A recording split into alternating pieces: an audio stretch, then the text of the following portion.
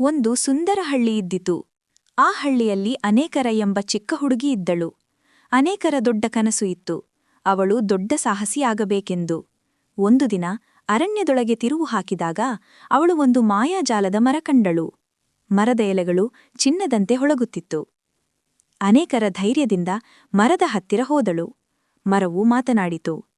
ನೀನು ನನಗೆ ಒಂದು ಪ್ರಶ್ನೆ ಕೇಳಿ, ನಾನು ಉತ್ತರಿಸುವೆ, ಆದರೆ ಎಚ್ಚರ, ಸರಿಯಾದ ಉತ್ತರ ಕೊಟ್ಟಾಗ ಮಾತ್ರ ಮುಂದುವರಿಯಬಹುದು.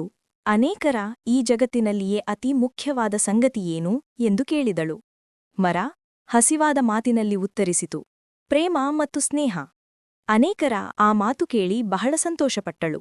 ಮರವು ಒಂದು ಬಂಗಾರದ ಕೀಲಿಕೈ ನೀಡಿತು ಮತ್ತು ಹೇಳಿತು, ಈ ಕೀಲಿಕೈ ನಿನ್ನ ಕನಸುಗಳನ್ನು ನನಸು ಮಾಡಲಿದೆ, ಆದರೆ ನಿನ್ನ ಹೃದಯವು ಸದಾ ಪವಿತ್ರವಾಗಿರಬೇಕು. ಅನೇಕರ ಕೀಲಿಕೈ ತೆಗೆದುಕೊಂಡು ಹಳ್ಳಿಗೆ ಮರಳಿ ಬಂತು. ಬಳಿಕ ಅವಳು ತನ್ನ ಸ್ನೇಹಿತರೊಂದಿಗೆ ಪ್ರೀತಿ, ಸಹಕಾರ ಮತ್ತು ಧೈರ್ಯದಿಂದ ಹಳ್ಳಿಯಲ್ಲಿ ಸಂತೋಷದಿಂದ ಬದುಕಲು ಆರಂಭಿಸಿತು.